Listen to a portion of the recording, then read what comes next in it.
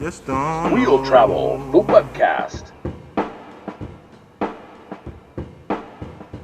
With special guest Jason Voss, Joshua Cobb, and Casey Cordero. With your host, Jason Cobb.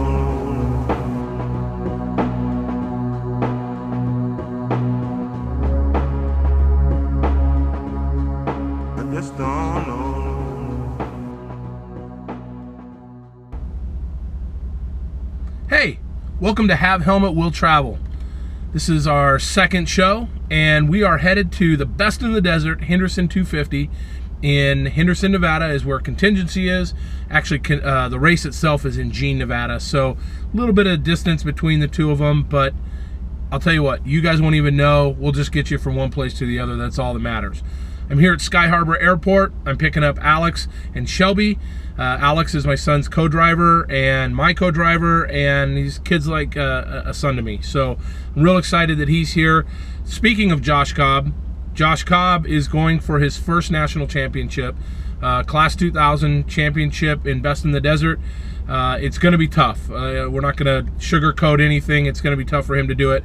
Fact of the matter is that no matter how much you slice it up, there's only 3 cars in his class this weekend so far, and the guy that is leading the points has to finish third. Josh has to win it.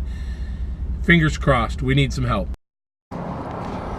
So we made it to Wickenburg, and now we'll pick up the toter home here, and we got the box van, we got the Raptor, Alex, Shelby, Josh, Cody, Gretchen, myself.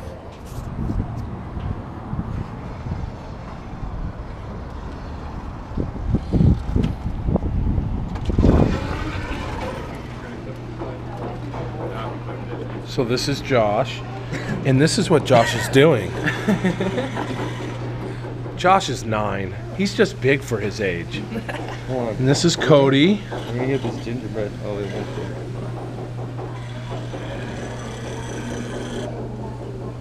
am I on it?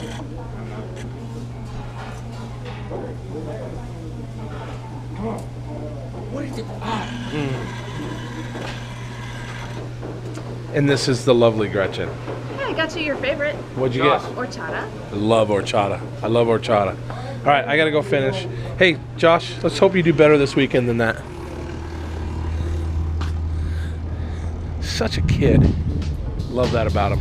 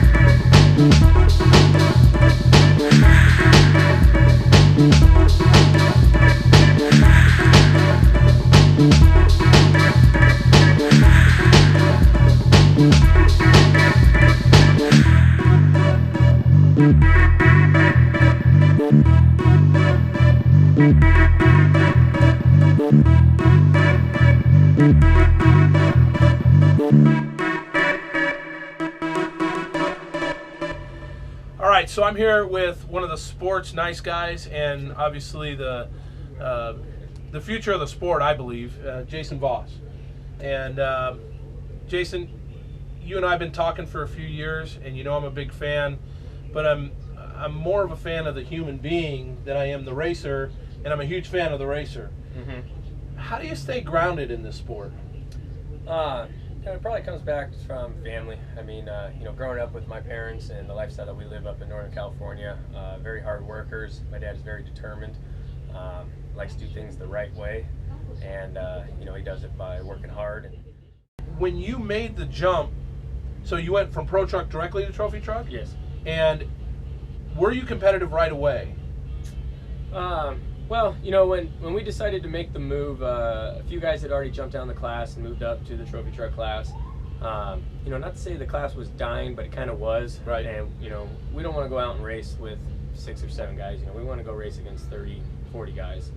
I would like to think we were competitive when we first moved up. Obviously, there was a huge learning curve.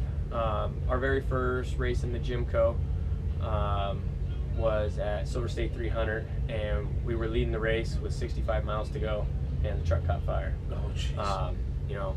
So I'd like to think, yes, we were competitive. We were leading, and the very next year we won 2 races. I won Henderson and Silver State, and that was in 2010.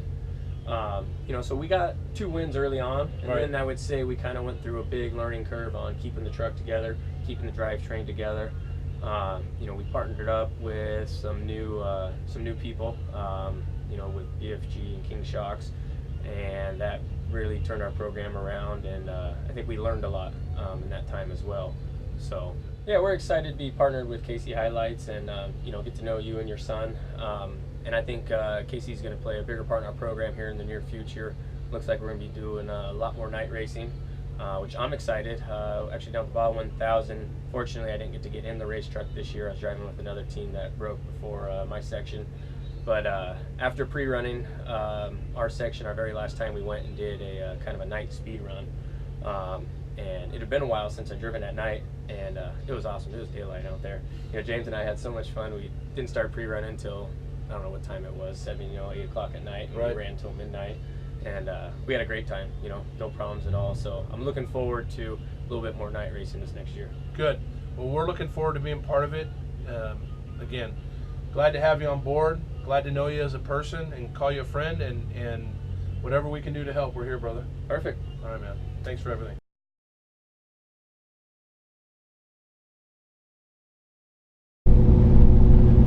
So, you've seen him in the intro to the show, but you haven't met him yet. This is Casey Cordero, and Casey is one of my partners on collaborating a lot of creative ideas and thoughts together with, and he's also the marketing manager for Casey Highlights, and we're lucky to have him. Casey, Henderson 250, last race of the season. What are you seeing? I'm excited. Lots of dust this morning. It's nice and chilly out. We're gonna go have some fun. Try to win this championship this year. Yeah, that'd be neat, right? But we need some help. Yes, we do. So we got 3 cars. We have to win, literally, and the other guy's got to get 3rd for us to take it all home.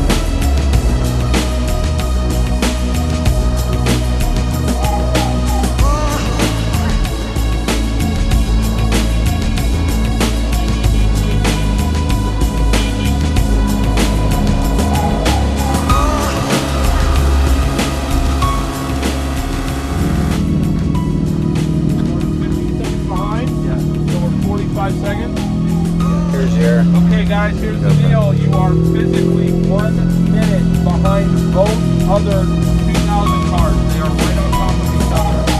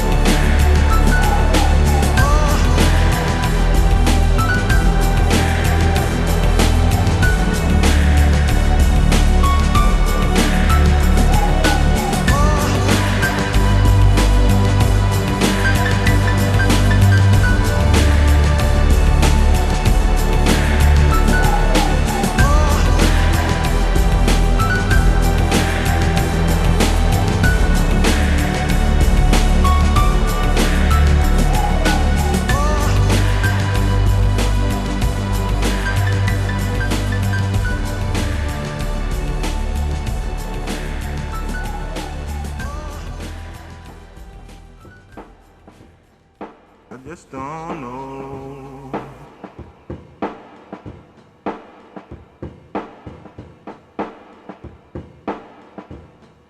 I just don't know.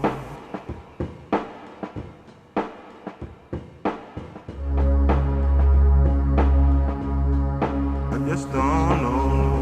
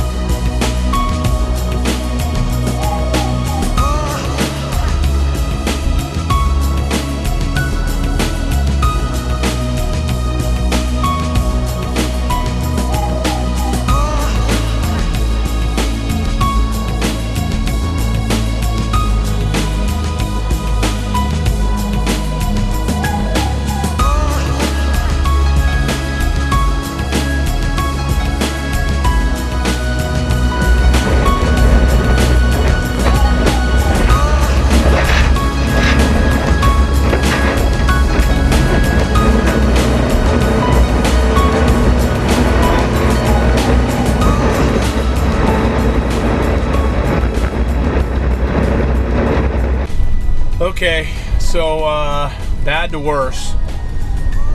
Now we are at race mile 48, been there for about 20 minutes, and as it turns out, there is no spark from the ignition, but they feel that it's more like a wire.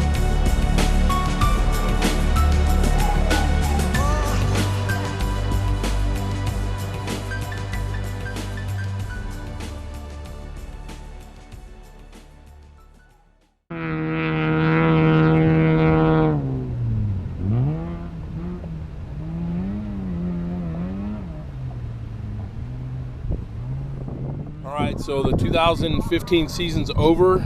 Henderson 250. Josh Cobb, what happened? Wow, where do I even start? Let's see. Got off the start. The course was super dusty. We fell back. We didn't want to throw the race away in the first 20 miles, and so we held back through the dust. We got a couple UTVs by us.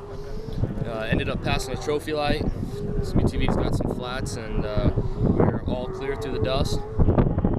And ended up seeing our competitor Martino on his lid, unfortunately, and so we got around him, and then the girls got a flat, and we caught them, passed them, and man, we thought we had it home free, and well, that never really happens in desert racing. So always expect the unexpected. We had an ignition wire go out, and it broke. So my co-driver Alex did an awesome job. We got to the problem, found the problem, fixed the problem, and we're back on the course. Unfortunately, it was a long time before we got back on the course, and so we ended up today with a third and I think second overall for the championship. Well, your first year, first time ever in a car, you come out to, you decide you're not going small time racing, you're going big time racing, you go right to the pinnacle, which is best in the desert, and you hop in, and are you happy with second for your championship? I am. I mean, first is always better, it's the best, but you know, second's a great start. If we're going to start on this, I see a lot of potential in our future. One thing I don't think anybody understands is that this 16-year-old kid spends every night either working on homework or working on this car, and he's done it all himself. The last time I saw this car was at the last race. I saw it roll over to the house on the trailer, and he did all of the work on it. And for that, I am so impressed with this young man and proud of him. And you know, the fact that he's my kid makes it just that much better. So I couldn't be more proud of you. I love you to death, and I still hope I hold the title of fastest in the family, but I don't think so. So great. Just can't thank my sponsors enough. KC Highlights for supporting us and being our title sponsor, and Rugged Radios, MTX Audio, General Tire, Best in the Desert for putting on a great series for us. We also got Method, PRP Seats, Monster Seal, Artiero, R2C Off-Road, 212, Turn 2 TV, getting some great film for us, KBO, Mackenzie's, Mega Motors, and Banning Motorsports for providing us with an awesome car. It's been a great year. Well, Josh, we're going to go get him next year, right? Yep.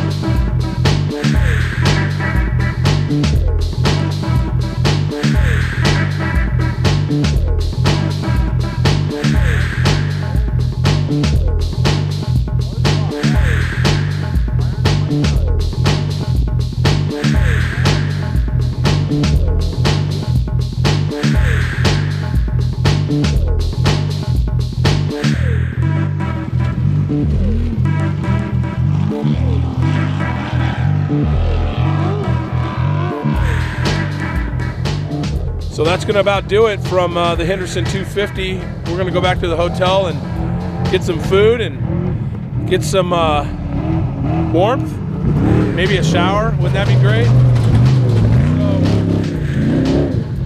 So, you know, those LED rides, whoa, look at that guy go. Friggin' Alex. I thought he was going to pass the cops too. It was great.